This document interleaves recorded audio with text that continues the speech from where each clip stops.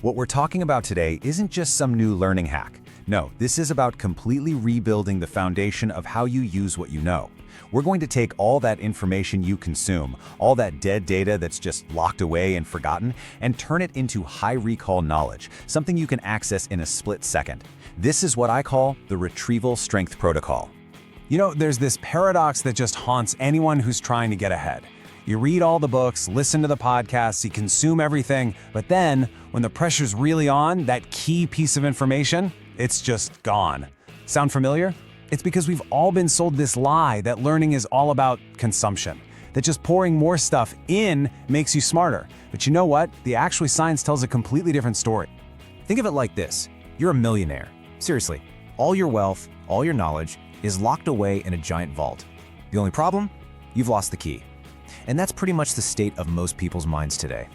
Your brain is just packed with brilliant ideas, but you never actually built the system to get to them when you need them. So let's be clear. The reason you can't remember things isn't because you have a bad memory. It's because you're using a failed strategy. See, we're all completely obsessed with input.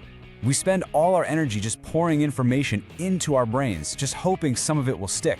But the real work, the stuff that actually builds permanent, usable knowledge, that's all about output. The secret isn't in the reading, it's in the struggle of pulling that information back out. And look, this isn't just some nice theory. This is a fundamental law of how our brains are wired. It's called the testing effect.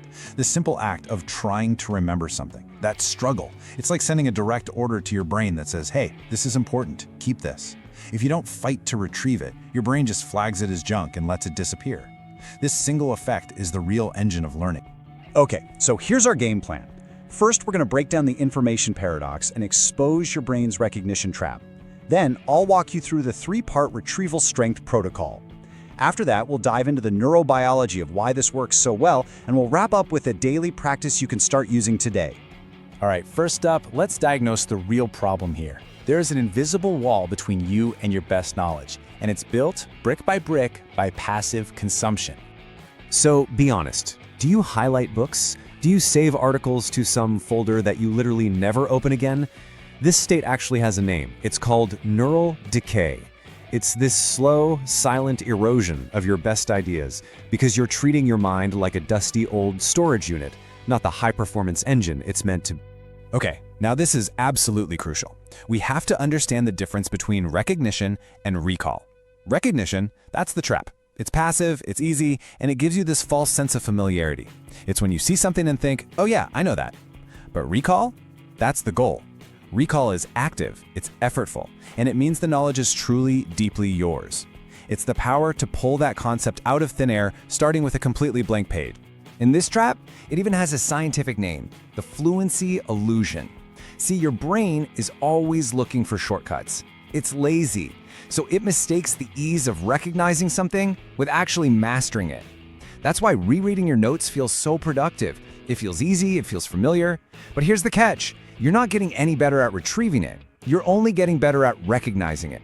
I mean, have you ever been in a high-stakes meeting and you just know you have the perfect data point, the killer quote, but it's just stuck?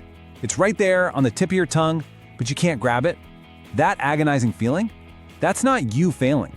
That is the direct symptom of a learning system that's built on cheap recognition instead of hard-won recall. So what's the consequence of all this? Well, without a real retrieval practice, your brain becomes this massive library with no index. All the books are there, sure, but they are functionally useless. Your best ideas, your most powerful insights, they just become dead data. It is time to stop just filling the library and to start building the damn index. Okay, so let's get to the solution. What we're going to do is install a high-speed search engine directly into your brain. This is the Retrieval Strength Protocol.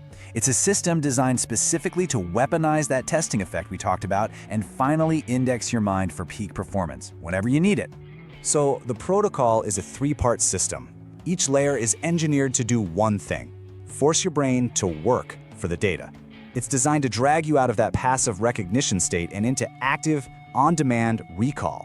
This, right here, is where we build the retrieval muscle. Step 1 is what I call the 24-hour recall gap. Here's how it works. About 24 hours after you learn something new, you perform a blind summary. That means no notes, no looking anything up. You just stare at a blank page and you literally fight for the information. And I want to be clear, That struggle isn't a sign you're failing. That struggle is the point. It's the signal that tells your brain, okay, time to start locking this in for good. Step 2 is all about re-engineering how you take notes. I want you to stop writing down statements. From now on, every single note you take should be a question, a search prompt for your own brain. So instead of writing, myelin increases signal speed, you write, how does myelin impact neural processing? See the difference?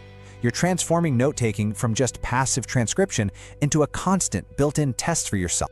And finally, step 3, the interleaved stress test. This is what prepares you for the real world. Because let's face it, life doesn't serve you up problems in neat little categories. It's messy, it's chaotic. So your practice has to be too.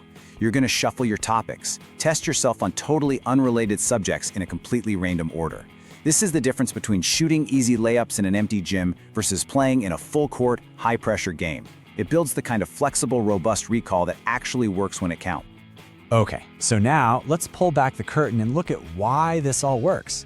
Why is the struggle so powerful? This has nothing to do with willpower. It's pure biology. This is the neurobiology of effort. Here's the core principle you have to get. Your brain interprets struggle as a survival signal. Deep down, its logic is simple. Wow, if he's fighting this hard to get this piece of information, it must be critical for survival. I better lock this down and make it permanent. The actual biological mechanism here is called long-term potentiation, or LTP for short. Every single time you struggle to find a neural pathway, you're forcing your brain to strengthen that exact connection. The effort itself makes the pathway faster and more reliable the next time you need it. You are, quite literally, programming your own brain for high-speed access. And this isn't just some abstract idea. There's a physical change happening inside your head. That struggle for retrieval actually triggers a process where your brain wraps that neural circuit in something called a myelin sheath. Think of it like insulating an electrical wire. It's a biological upgrade. You are physically building a better, faster brain. And the impact? It's staggering. We're talking about a potential increase in signal speed of up to 100 times. 100! That is the difference between a thought that just arrives instantly and one you have to fumble around and search for. You're basically turning a muddy dirt path in your mind into a fiber optic superhighway. All right, let's bring this all home. Theory is great, but it's useless without practice. So here is a super simple daily protocol you can use to put all of this into action, starting today. It's just 15 minutes a day. That's it. So during the day, as you learn new things, you capture them using your new question-first notes. Then the next morning, you take 5 minutes for a blind summary of what you learned yesterday. And finally, in the evening, another 5 minutes of that rapid-fire, interleaved testing. This is your new mental workout. It should be non-negotiable. And this requires a huge mindset shift. I really need you to hear this. That moment during practice when you just can't remember the answer, that is not failure. In fact, that is the single most important moment of learning. That feeling of frustration is the biological signal for growth that your brain has been waiting for. The struggle is where all the growth happens. So what's the goal here? What's the end game? Look, the goal is not to have better notes. The goal is that you are the notes. The knowledge is so deeply integrated that it's just part of who you are. It's not something you have to look up anymore. It's something you just know. You embody it. You know, if you forget everything else from this, remember this one thing. Memory is the residue of effort. True, lasting knowledge isn't a result of just being exposed to information. No, it is the scar tissue that forms after you have fought to retrieve it. So here's your challenge, and I mean right now, not tomorrow. The second this is over, I want you to grab a blank piece of paper and from memory, write down the 3 steps of the Retrieval Strength Protocol. Don't you dare go back and rewatch. Fight for it. Struggle for it. Because that right there, that's the new mantra. Your brain only holds on to what it has to work for.